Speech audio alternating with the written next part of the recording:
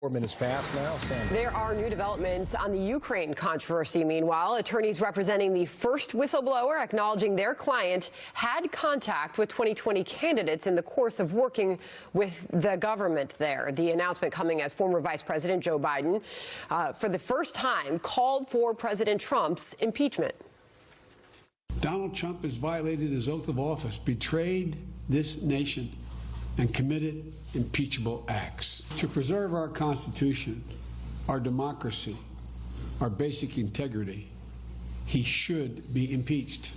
Griff Jenkins is live from Washington with all the latest developments there. Griff, good morning.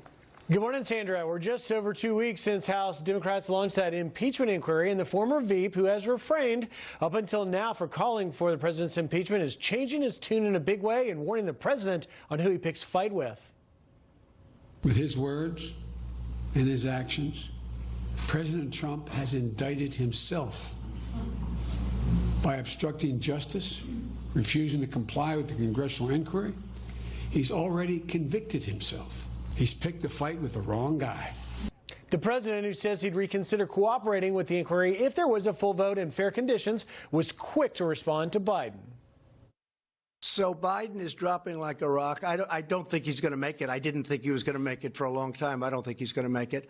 And I guess this is one way he can do it. You know, he didn't say that until right now, and he sees what's happening to him. I guess he's no longer the front runner. He's been hit, and he's been caught red-handed.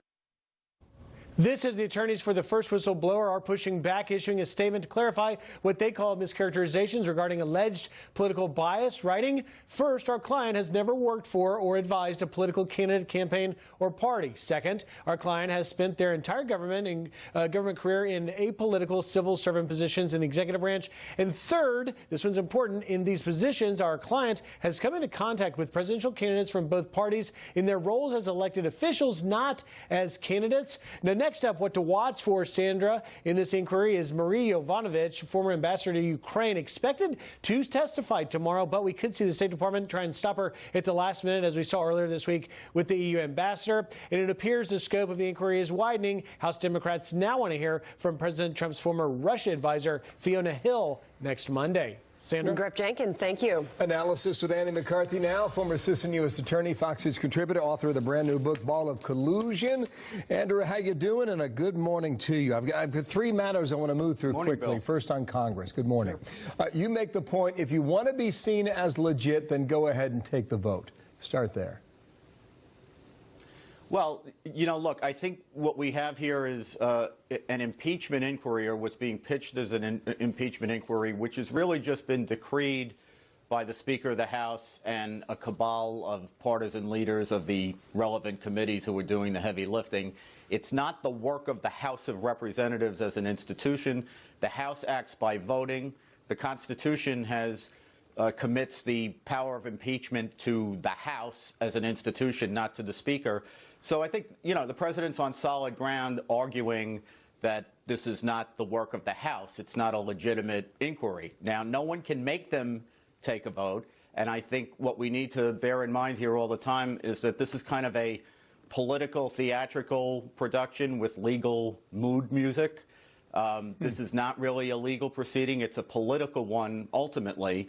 And what the president is trying to do is pressure them to do what they don't want to do, which is force vulnerable Democrats to take a vote on impeachment. Well, Congress is back to work next week, out for this week. I want to get back to this Ukraine development here. Here's the president of Ukraine earlier today. What he's talking about is a meeting that he had in Warsaw, Poland, with the Vice President Mike Pence. Roll this clip here. We had a meeting there. It was comprehensive and very good. And after this meeting, the U.S. has unlocked aid and added $140 million US. That's why there was no blackmail. Not at all, as that was not a theme of our conversation. Have you been listening the last couple of minutes here? There are a lot of developments based on his comments today. What do you make of what you're hearing out of Ukraine today, Andy? You know, I think, Bill, I want to look at this in a bottom line kind of way. I think it was on reflection, it was not a good idea for the president to raise Biden in the call, but it was clearly not impeachable, and there was no pressure put directly on the Ukrainians, and there was no, you know, the bottom line of this is it's kind of a big nothing. They got their aid. If they're looking at Biden in connection with Ukraine in 2016, that's permissible because it's part of a Justice Department investigation.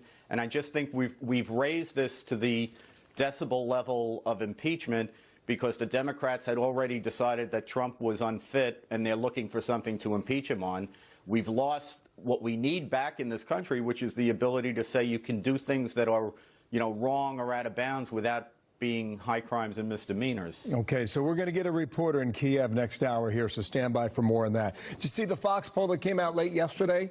We found 51-42 among Americans who want the president impeached and removed from office. And you've also got the whistleblower in the crosshairs of a lot of people up on the Hill, whether or not he or she had contact with members of Congress who are now candidates for the White House as well. Put this together now as you get a pulse for the people and how they're reacting to the various headlines, Andy.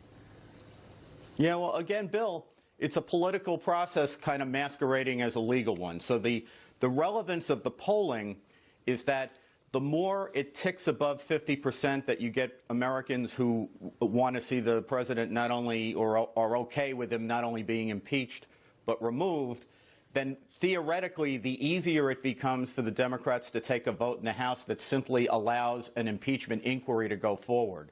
So maybe that vote becomes less painful for these vulnerable Democrats. And then, as far as the rest of it is concerned, the whistleblower working with Democrats, it's more important that they're Democrats than, whether they're candidates or lawmakers. That helps the president's case that this is a politicized process and that there's not a real impeachable offense at the bottom of it.